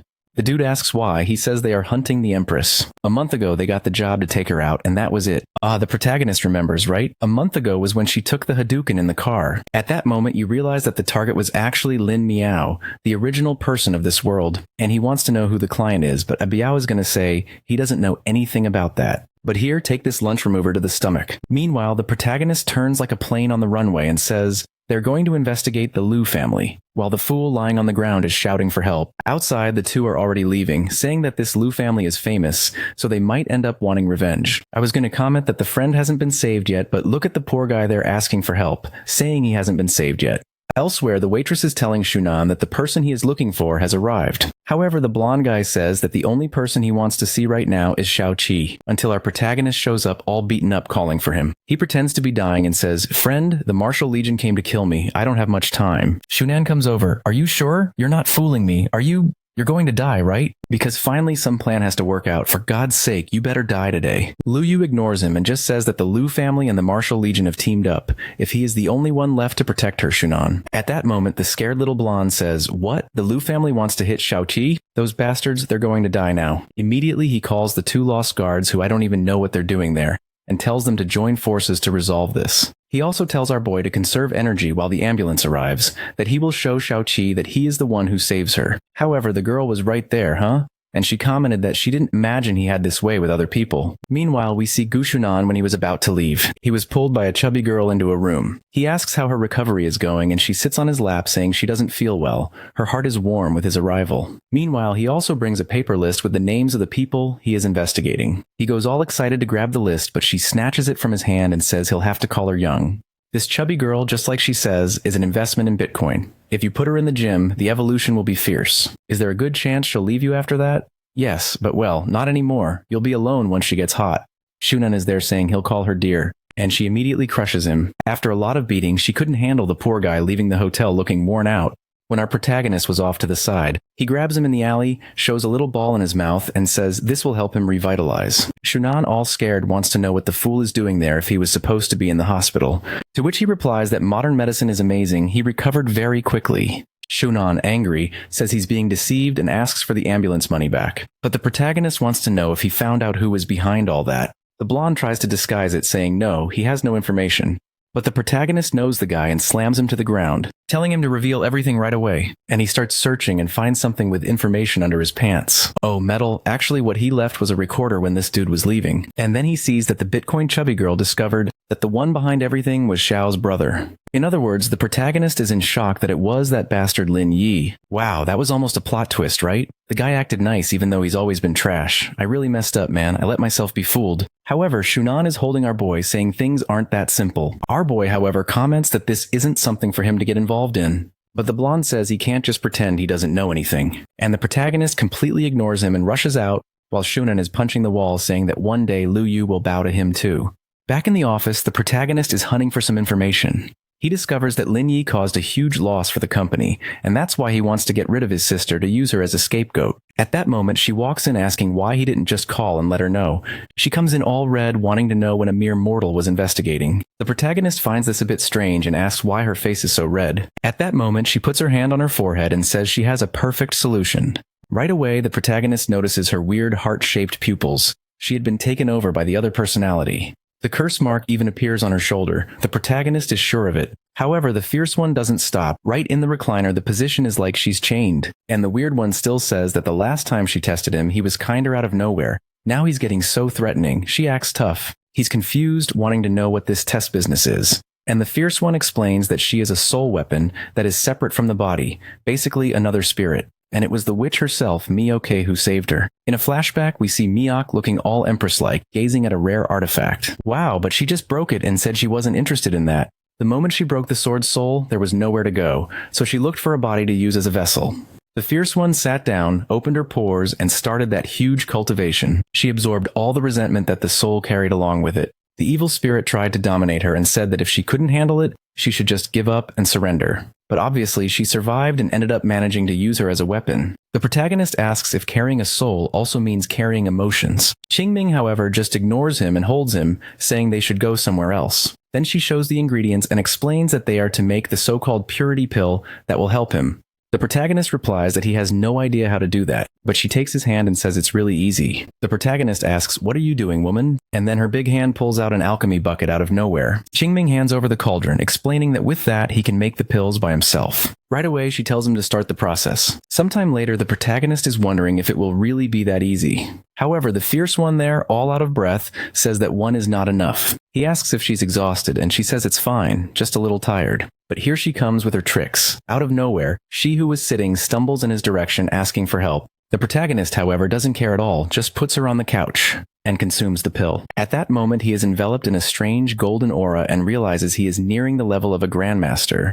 Now with this, he would finally be able to deal with Lin Wei. The scene shifts to Lin Wei himself, arguing with his uncle about that damn investment he disapproves of. He's telling his uncle that investing in martial arts is essential for them, I think. However, the uncle tells him to shut up and warns him that he is still the head of this family. At that moment, a secretary there says she brought him tea to calm down. He thanks her and takes the tray, but he throws something suspicious in without the uncle noticing. He hands it to his uncle and asks him to please reconsider the investments. And with that, he leaves the room, obviously thinking that this damn coward only cares about protecting the little he has. When that bastard dies, he will finally bring the Lin family back to glory. Back in the room, Xiaonan is there to talk to him. He then says he wants to team up with him to take down Lin Wei. However, Lin maintains his facade, saying he likes the kid Lin Wei a lot, so why would he want to take him down? But Xiaonan just says he knows everything. They could team up to get rid of that kid soon. The scene shifts back to the hideout, right, with the subordinates eager to work all day long. Meanwhile, the guy opens the door and says that Lin Wei had invaded the place. The henchman just tells him to let him in already while praising Xiaonan, saying that this plan is really perfect. And let's see if it's really perfect because the protagonist barged in, kicking the door. He immediately comes face to face with the rabbit mask and two thugs coming his way. At that moment, Xiaonan says that the fool is screwed and warns that they can escape through a secret passage. The thug tries to shoot, but his weapon looks more like a Nerf gun. The protagonist easily disarms two in a second, crazy, and at that moment, Xiaonan gives Lin a pat on the back, fooling even us, right? Lin is all twisted, asking if he has gone crazy,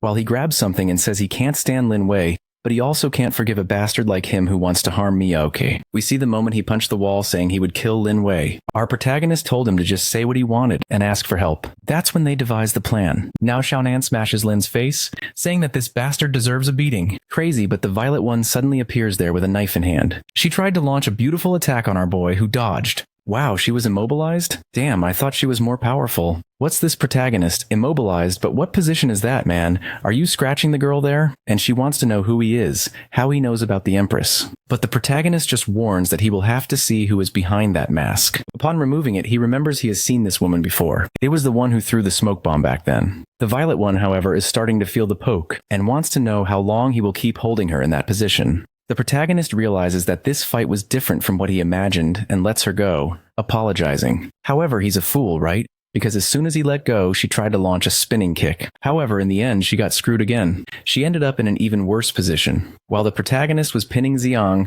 in fact, the fool Xiaonan was there dominating the kid. However, he is so stupid that he managed to hit the side, raise his arm, and take a hit on the head. Wow, but Lin Wei was almost up, getting up, saying he would have to flee to the east area. In the memory that Xiang wants to escape, our protagonist won't let that happen. She then stops and says he is too curious and will give a reward for him winning. And out of nowhere, she says she will tell a story. She was a star dancer who performed in the moonlight. A young woman from a noble family who wanted to run away with her beloved. However, after the escape, things did not go as expected and another man was waiting for her. In this, apparently, the husband was killed and she was captured. The buyer was a sinister forger who kept her in prison to be the moonlight dancer. She was then forced to become an evil sword full of hatred and went around stabbing everyone, until one day Lin Miok stepped on the gigantic sword and told her to stay still, no longer to kill anyone. The protagonist realized, right, so she was the soul of a sword. And Xiang says yes, she's only telling all this because Qingming seems to trust him. Suddenly she clings to our boy and asks if she can share his body of vitality. Now it's time for our boy to refuse, wanting to know what this business is.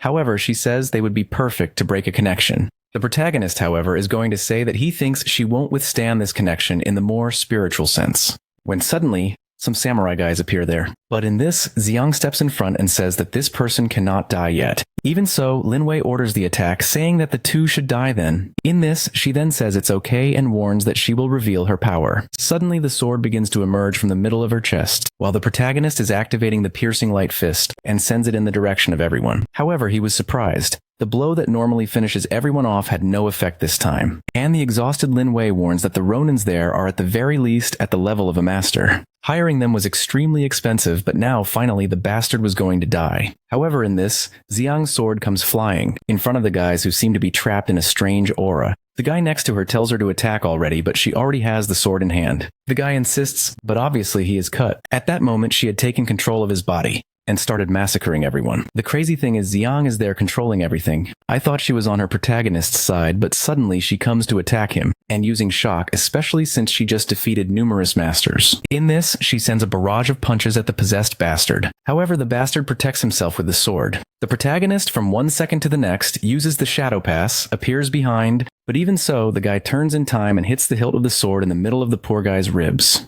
Mentally, she tells the boy that he has no way out and gives two options. Either he would help her get rid of Qingming's curse, or he would be turned into a corpse. She comes to deliver the final attack, but the protagonist approaches and grabs the hilt of the sword, saying he chooses none of those. However, upon making contact with the weapon, he manages to understand what the sword really wants in her emotions. In this, he pulls it from the guy's hand, saying he understands that she just wants to be free and take control of her own life. He uses the power there to start dissipating the evil energy. The system alerts that he has unlocked the soul form and earned a reward. The protagonist then makes a cut on the last one left, and in this, he falls to the ground releasing smoke. Xiang then appears beside him, saying that yes, he won, but does he feel good? For her, Trying to modify a soul trapped in an evil sword was very naive. The protagonist, however, gets up and says that he doesn't need to change anything. He understood everything when he grabbed the big sword. The crazy thing is, out of nowhere, the mad woman wants to lick our boy's neck, saying that now he will beg for his life. But then Qingming appears. Sitting there, she saw that she changed her appearance, but always knew who she was. In this, Xiang says she knew she would end up in her hands again. And then Qingming calls her and starts absorbing the woman. Our protagonist is going to say not to do that. But suddenly, wow, everything disperses. The protagonist is a bit confused, wanting to know what kind of nuclear explosion that was. And then Qingming says that recovering that soul will restore a bit of vital energy.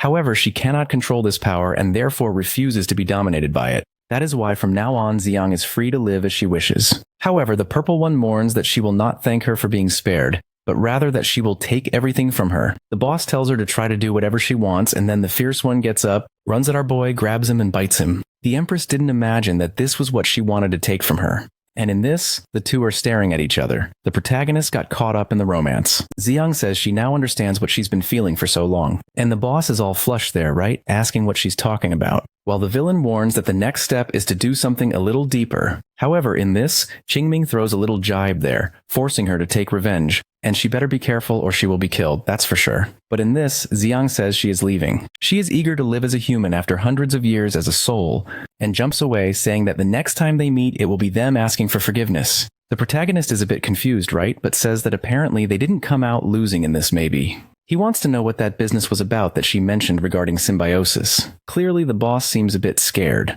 Wow, the Shade's panic has already started. She is there all, oh, it was just a kiss. So why do I feel so weird, that sneaky one? How did she have the courage to steal that kiss? When suddenly, Xiaonan appears there as the head of the family, the guy who was poisoned and needs help. The protagonist is already in the room. It says it's a mediocre poison just like Lin's plans. It wasn't hard to get rid of. The uncle thanks him and says that if it weren't for the boy, the Lin family would be lost. The protagonist will explain that it's Lin Wei behind all this, and the boss says that that bastard deserves everything bad that happens to him. That kid was ambitious, but he didn't expect him to try poisoning him. He thought this time he could hold him back with the help of the Ronins, but who would imagine he even bought those guys? Qingming agrees, saying it's a shame to use the warriors like that in these matters. Indeed, he crossed the line, and the protagonist already knows that if those guys attacked him there, they must be infiltrated in other parts of the family and society. Someone in another house thanks the master, saying it's thanks to his help that the family is rising again. However, they better not disappoint them. The guy with the cut on his face says he lent the guards for Lin Wei,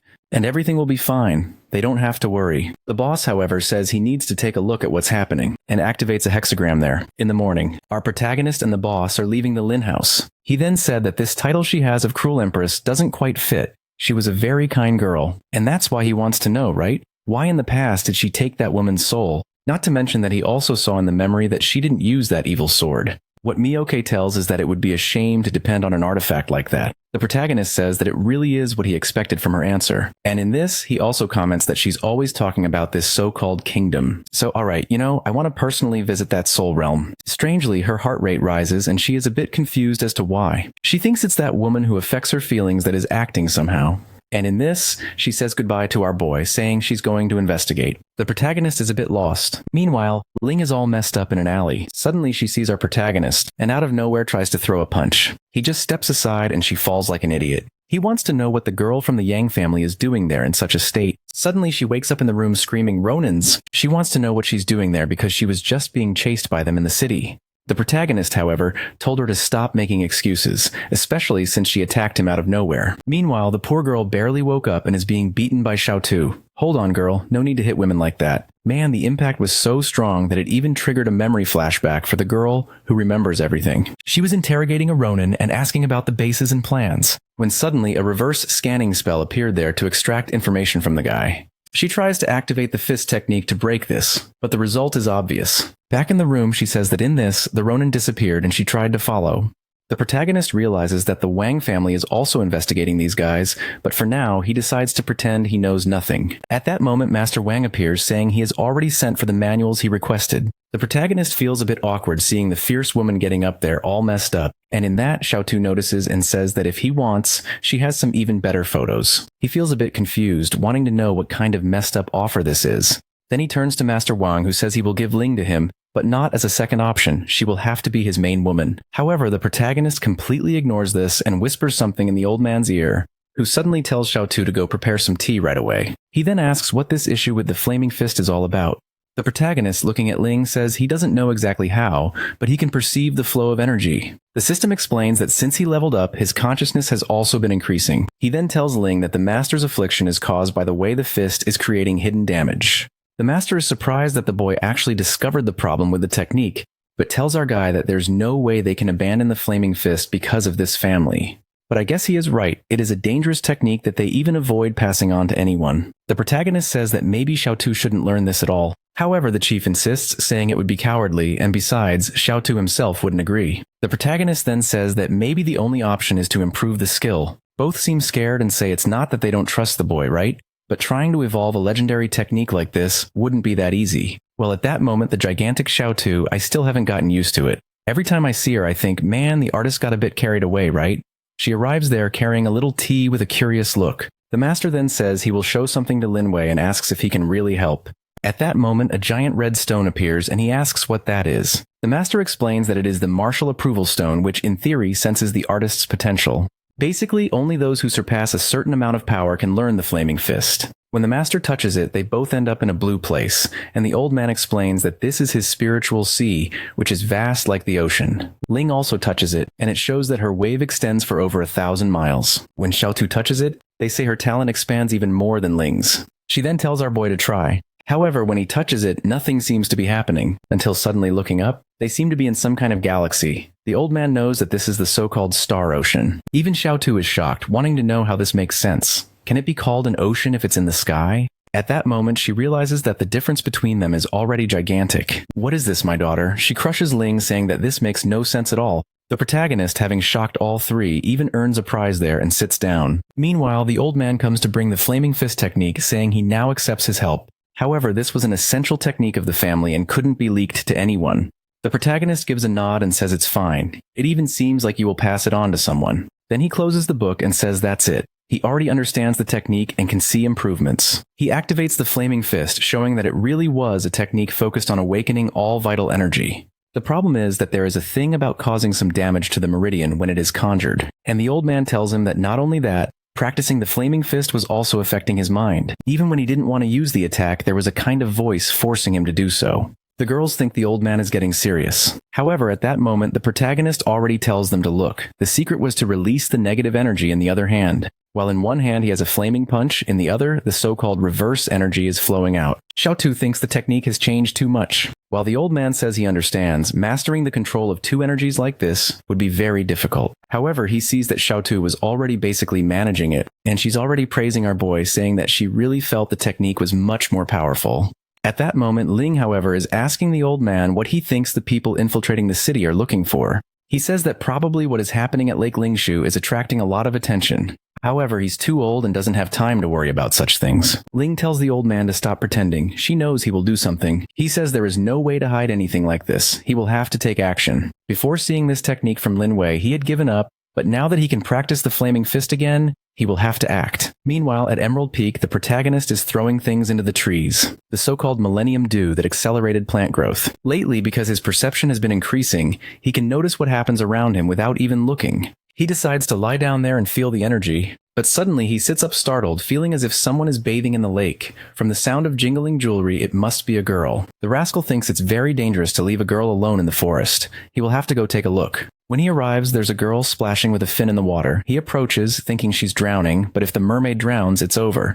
Then the world ends. Here goes the rascal. He dives in to save her, but then he sees the sly smile on her face. She then says he shouldn't have jumped in, and the protagonist wants to know where the girl's hands are. While the girl is kind of a snake, she has no arms or legs. Just the circular body in the middle of her torso, right? And she says she will be kind and will kill him before eating him. The protagonist is confused, realizing he came here to do a good deed, but she's betraying him. While the girl says that if he fell into the hands of another, he would have suffered much more. She is there squeezing, saying, wow, how resilient he is, but she likes it that way, with a lot of vigor. She gets closer, telling him to stop resisting so much. The protagonist, freeing himself, activates the flame fist and burns the rascal's tail. With her tail hot, she jumps into the water, wanting to know what this bastard did, while he says there's more to come. However, suddenly she appears scared, and a gigantic dragon is emerging behind the protagonist. The snake girl is about to flee, but the dragon tears her in half. Damn, wasting the whole design of the girl. Suddenly, the beast appears on the protagonist's back and stares at him. The protagonist is there, scared of the power the monster is emanating, when Qingming grabs his arm